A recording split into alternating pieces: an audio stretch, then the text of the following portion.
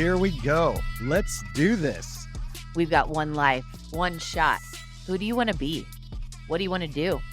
Addicted to Betterment, a podcast to inspire us to keep going, to try something new, to dream, to think big, bigger, to overcome. Here we go. Here we go. Here we go. Hey, it's Nikki back on Addicted to Betterment with our dear friends and educators around health, all aspects of health, coming back from a part 2 from my conversation with Dr. Teddy Saddoris and John Nieters. Last time we're talking about relationships and really looking in the mirror at the things that sometimes are harder to take, total acknowledgement of, the patterns that are showing up that sometimes we don't see as loudly as we need to, so we can break those patterns and really be set up for a strong foundation with relationships in our life. Those are romantic relationships or, work relationships, all kinds of relationships. And I loved that episode, and we definitely couldn't cover everything that we wanted to. So today we're transitioning into now how to live the practice. And the word practice, I think, is important there, that this is not mastery. It's a constant evolving thing where we keep trying things and sometimes we mess up, but living the practice, the habits, the boundary setting, and how we consistently heal, to live most healthy. So welcome back. And Dr. Saddoris, I know that you had mentioned, I think before we completely move forward, let's acknowledge that we do get stuck, and the things that keep us or hold us back before we kind of dive into all these practices. Talk about that a little bit. It's a practice. We do get stuck. We get hung up. Talk a little bit about that. I find that most people that get stuck is that they think if they try harder and they keep doing the same thing over and over again, but they think if only I try harder, it'll work this time. And that's kind of the definition of insanity, according to Einstein, right? So we have to do something different, right? And sometimes we just don't recognize that when we keep encountering similar problems, what is the universe trying to tell us, right?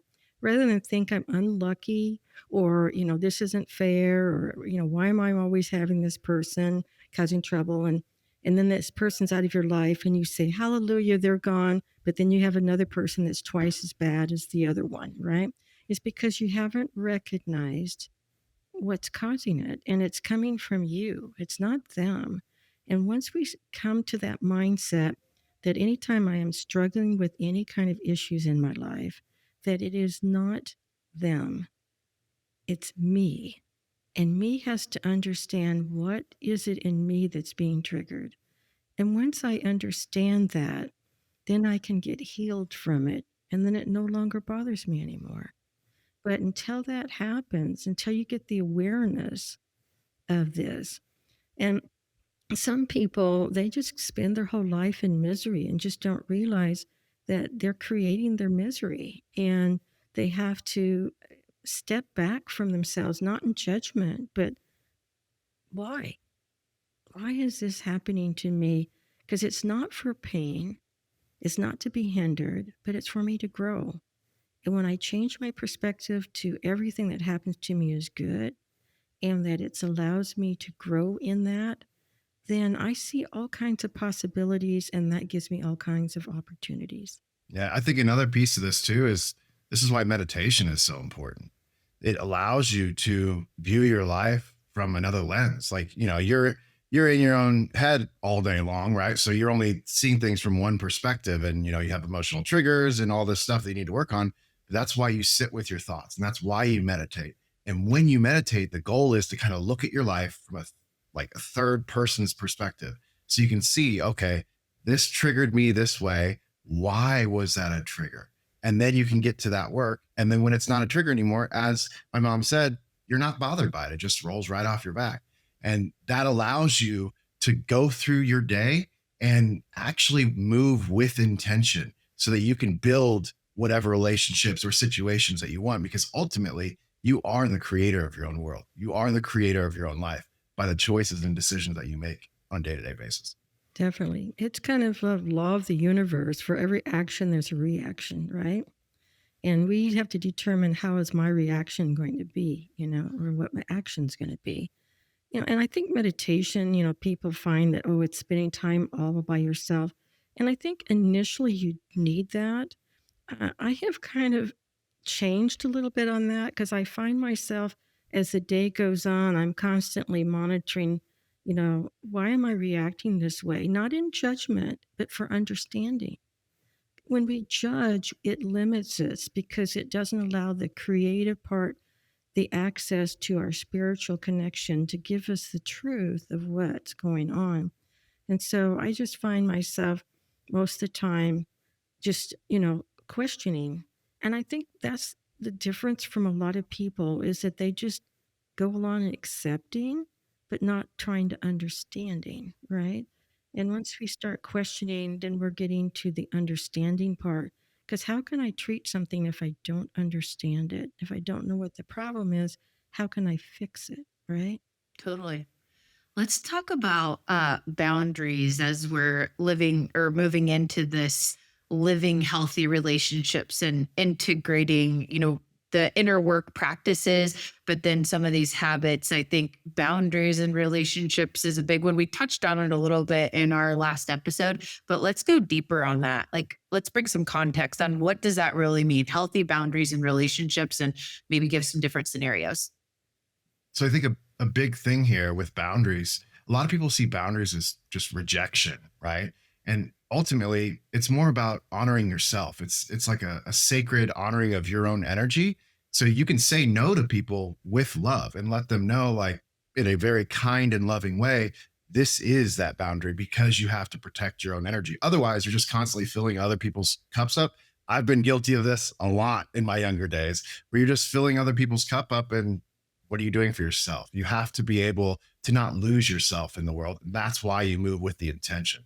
So, I mean, it's a big deal. Otherwise, you're not really protecting your own energy. You're getting imprinted on all day long, and you're not going to really accomplish much that way. So, I mean, another piece here is when you go see a healer, the healer is not necessarily responsible for healing you. You heal yourself. The healer is more about showing you what potentially can be healed so that you are aware, and then you can understand and then do the inner work. Yeah, I think people get confused about self-care and selfishness. Self-care is understanding yourself and what your needs are, and understanding that your limitations and your weaknesses as well. So you're never meant to do everything perfectly. You're meant to do a couple things that were meant to be your alignment, and the others you need to pass. There's someone else that's their lane, right? And sometimes we get drawn into other people's lanes, and then we are so overwhelmed.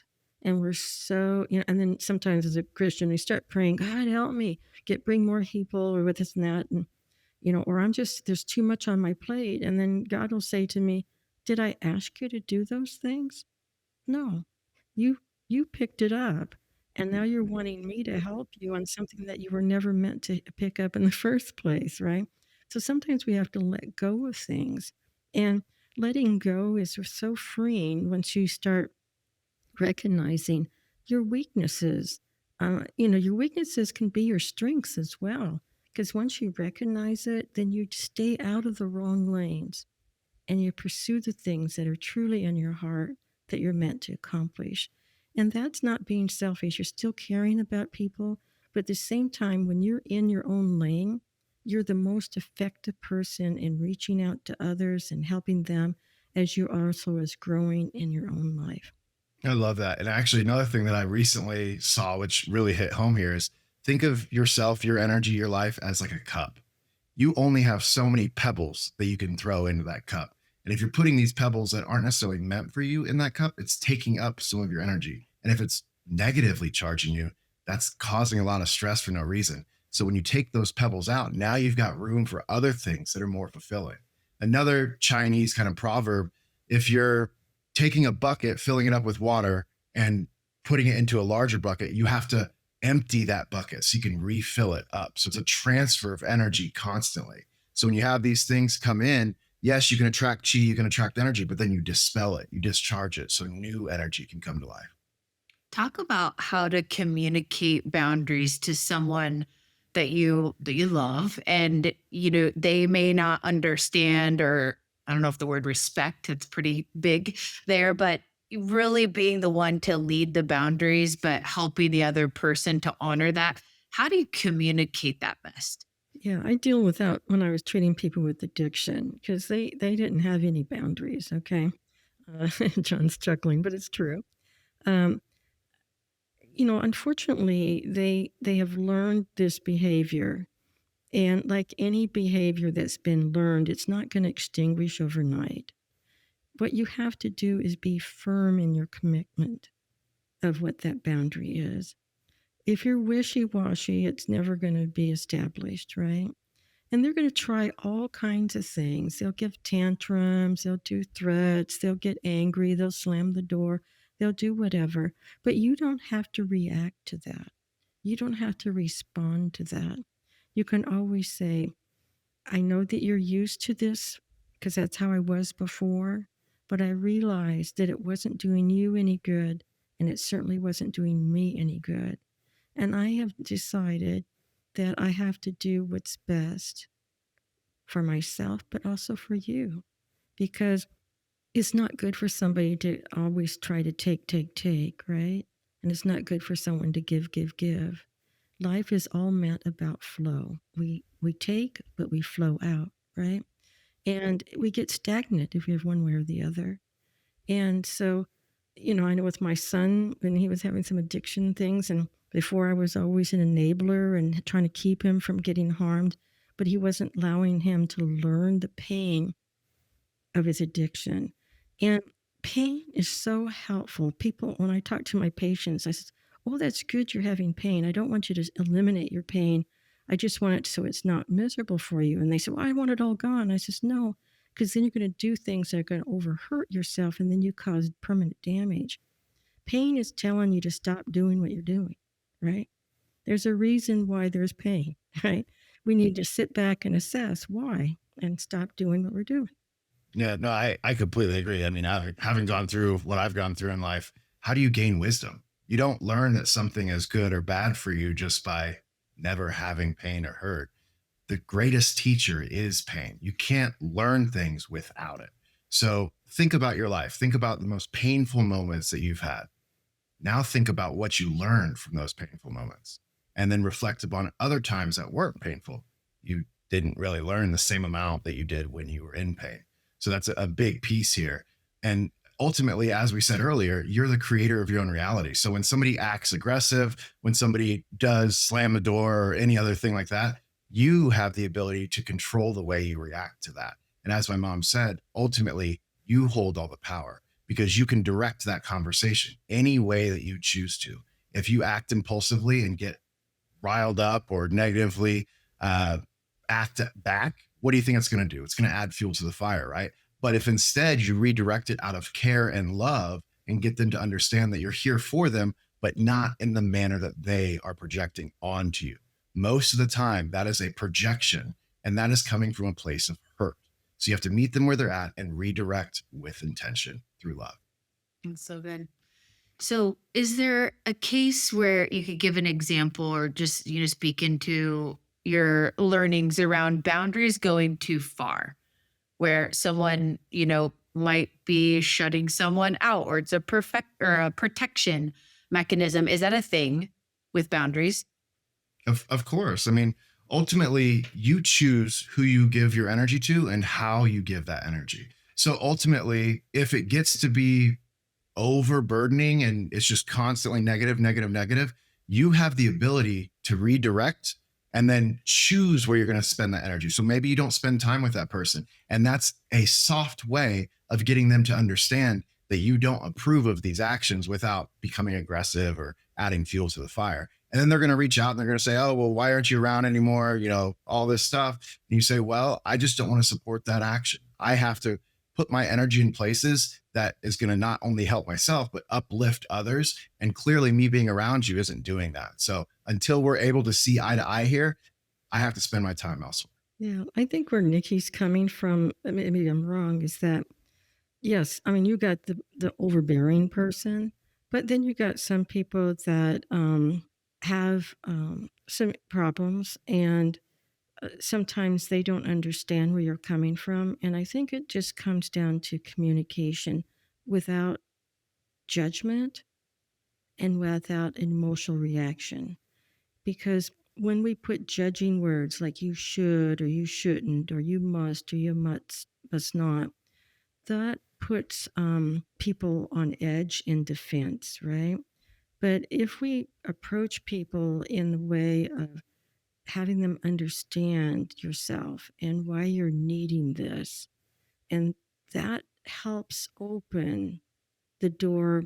They may still have their negative reaction, but at the same time, you're not adding any fire to that. You're just letting them know that you love them and you love yourself, and that it is something that we both need. And that takes, I mean, it's hard to not be emotional when people are reacting. But when you start coming from the perspective of not trying to hurt somebody, but from perspective of wanting to heal them because they have a problem and you have a problem, right? And that you're working on your problem. And as you know, when you work on yours, somehow that mysteriously helps them work on theirs. And so it's allowing them to grow as you also are growing. I like that a lot. I think another piece to this too is a practical tool. I think that, when somebody acts impulsively, whatever that looks like, before you react, you kind of want to collect yourself. Take a deep breath. When you take that breath, you're putting life into yourself and you're oxygenating not only your brain, but your blood so that you can think clearer instead of just impulsively reacting whichever such way. And again, just like my mom said, you're coming at this through the lens of love to help each other on things. So think about it through that lens, but collect yourself before you just impulsively react, because that's not going to help anybody. Yeah, they actually have a scientific mechanism of that. Our reactive response is really close to our primitive brain, and that's our survival instinct. Danger is happening, you either run, you fight, or you freeze, right?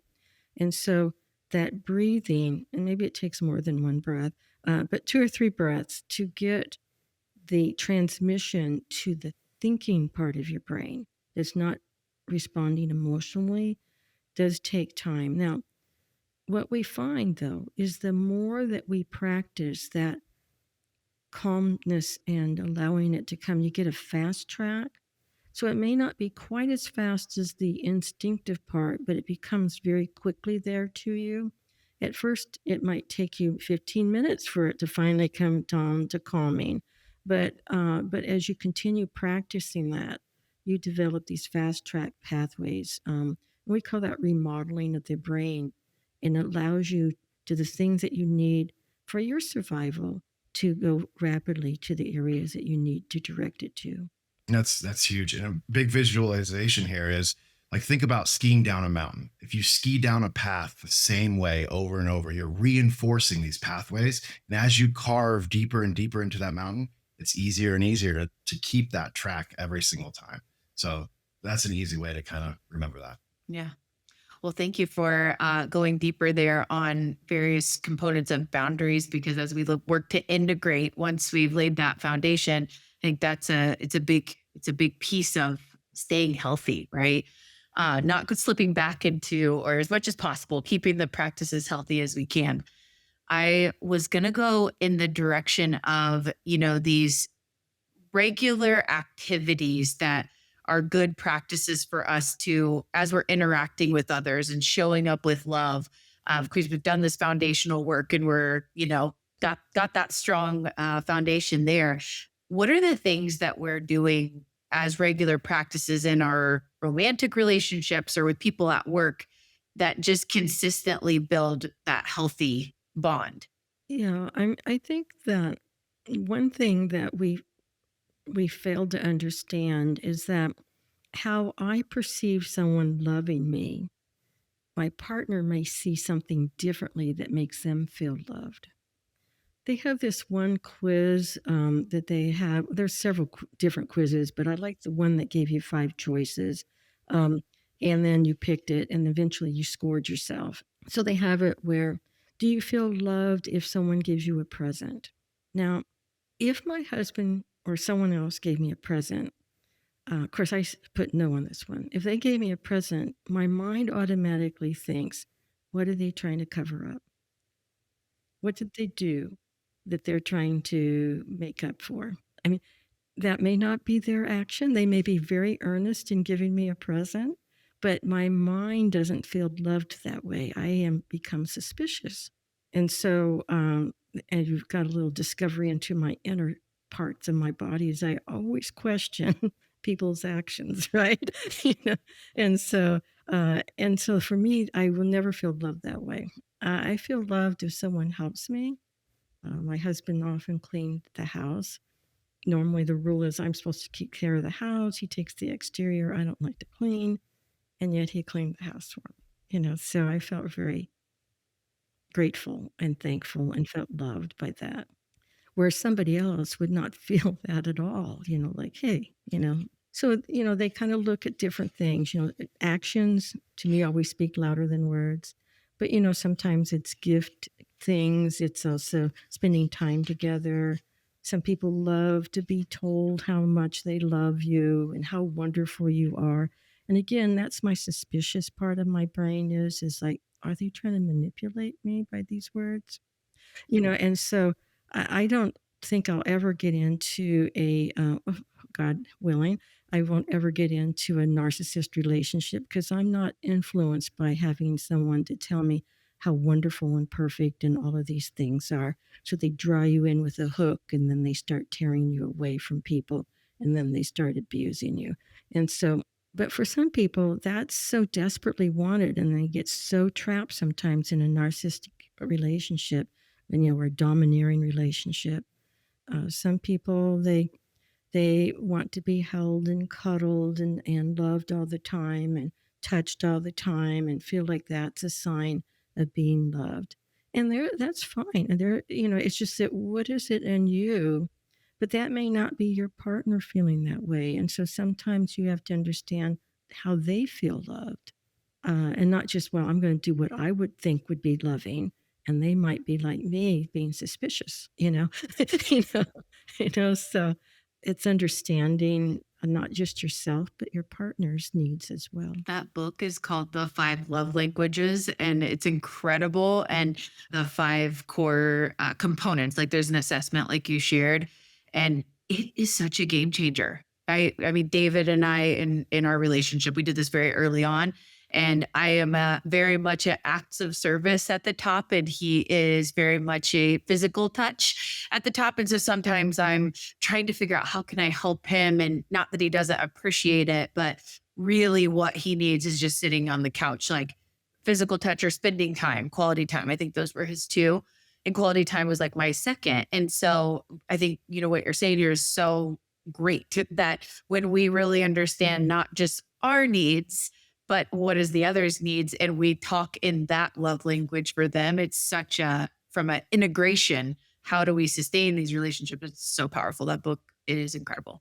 Yeah, that's a good one. Now, I think a big thing, like especially in the business place, is listening.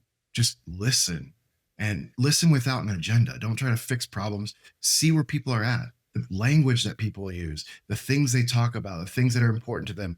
These are all cues, and these are all pieces of information that you can kind of tuck away and understand where a person is coming from, the perspective of life that they have, how you're able to help them, make them feel appreciated so they can be more productive, and you can do a lot more together than divided. Now, when it comes to romantic sides of things, I've had my fair share with narcissistic relationships in the past, as my mom can attest to. But ultimately, I think that getting into the romantic side of things, it's a search to find yourself. You want to go look for the person that completes you as a whole, because when you're with someone, you're entangling your energies to become one. So you need to find that person that is you or complements you in the best way possible. Now, for a lot of guys, with the five love languages, physical touch is normally a pretty big one, and quality time normally is too. But the physical touch part is intimate because it's an energy exchange. Even sexual encounters. This is why you have to be so careful about who you're intimate with, because that is an energy exchange. you don't necessarily want to be sharing your energy, especially in that way, with random people that you have no idea what's going on, or could be narcissists and could be trying to manipulate, or who knows what. But you want to find that person that truly compliments you, and normally that is first done through understanding and listening. Yeah, I see that just a slightly different way, although I think either one of them is probably acceptable. I feel that you have to be whole in yourself. You can't expect somebody else to complete you, right? So it's a matter of sharing similar values and goals and perspectives and desire to be with them. But I don't expect my partner to make me happy. I don't expect my partner to meet my needs. There may be times that I am weak and they're stronger in that. And so I'm very lovingly give them the job of cleaning, where it's not me that likes to do it. So still, if he wasn't there, I still could clean, right? So the problem is when someone puts a burden on the other person, you got to make me happy. You're going to have to tell me how beautiful I am every 5 minutes. Otherwise, I'm just not going to feel complete, or I don't feel worthy. I don't, this over neediness that people have drives you away rather than realize you got to be complete and you need to be joyful. You can't expect somebody else to make you happy because you will never be happy, because you'll always be wanting who's the next person that could make me happy. It has to come from within, the joy. Yeah, I'm glad you said that, because I was definitely making the assumption that you've already done the inner work first. So it's good to point that out. And then talk about consistency and just how to advise these relationships. We have a lot of different people in our lives. So, and different people take priority, right?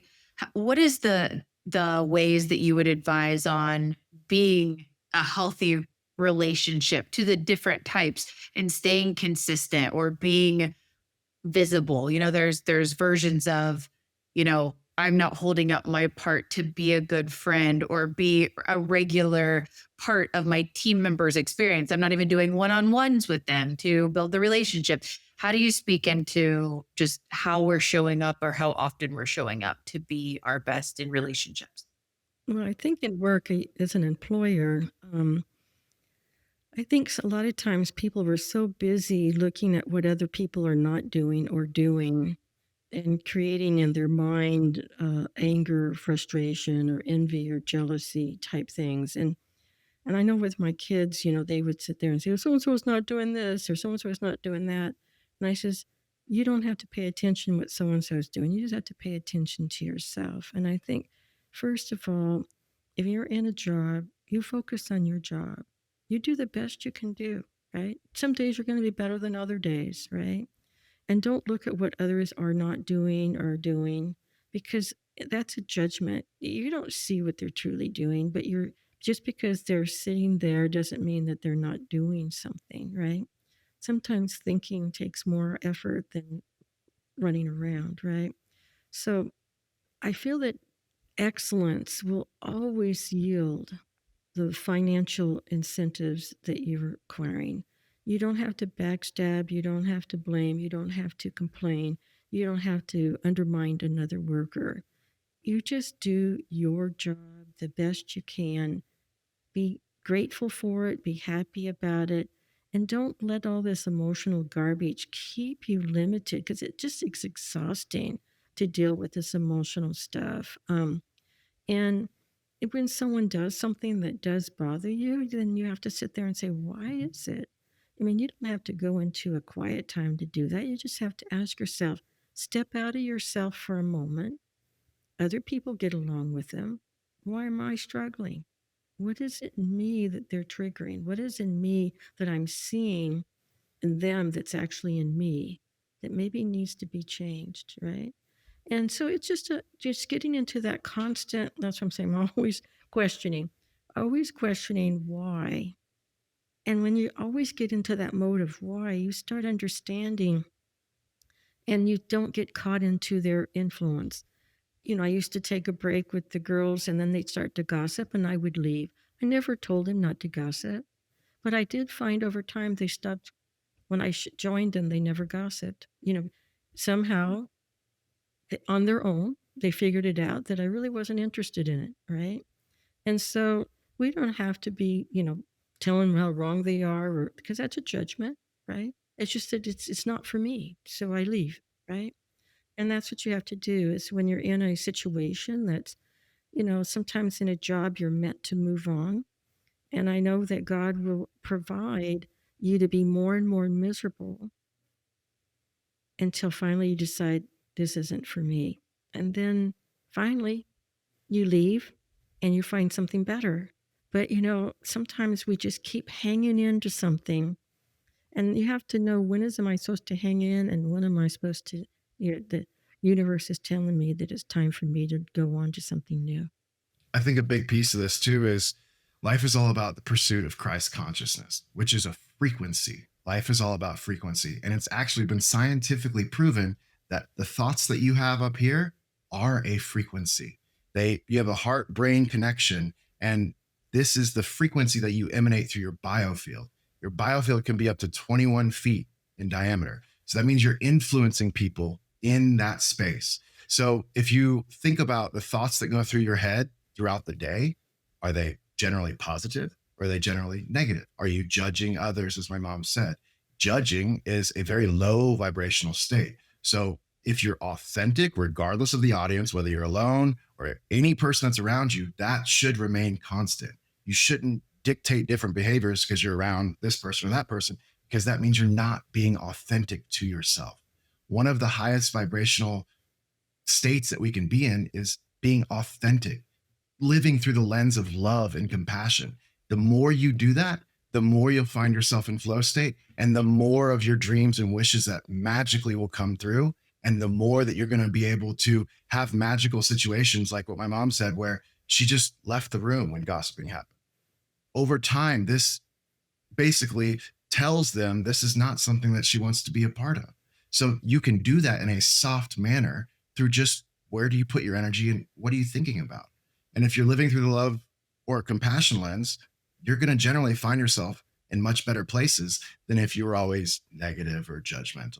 So that's a big piece there. And a lot of that is unlocked through meditation. But meditation doesn't have to be sitting like this for 10 or 20 minutes every day. You can meditate throughout the day, just everyday tasks. Just where is your mind going and what are you thinking about? Because thoughts have to happen first before action or behavior can happen. You have to think about doing something before you actually do it. So just always remember that process. Well, this has been another juicy episode. So much in here, and taking the foundational inner work that we talked about last time that we're touching on a lot in this episode right here, because you never stop, right? It's always the practice, and that's where it all starts, and consistently working on that to love ourselves and accept ourselves and be able to see in that mirror and understand ourselves. And so that inner work never stops. But then when it comes to, the dynamics of others, there are a lot of things we talked about today around the boundaries we have, and then understanding what makes the other person tick, like how they need to be loved or seen or heard, so that we're speaking into what is most important for them. And, living from that true, authentic place to be our best, not just for those other people, but for ourselves. It's so much good. So thank you, Dr. Teddy Saddoris and John Nieters, for another great episode. And we'll see everybody next time on Addicted Betterment with our great content partners for helping us live fully the best in our health, from physical, mental, emotional, spiritual, all the things. So we'll see you guys next time. So you just listened to this episode. Now, join us in being addicted to betterment. Please subscribe to the show, share with your friends, tag us, and please take a moment, leave a review. Yeah, we do want your stars, but we really want the feedback.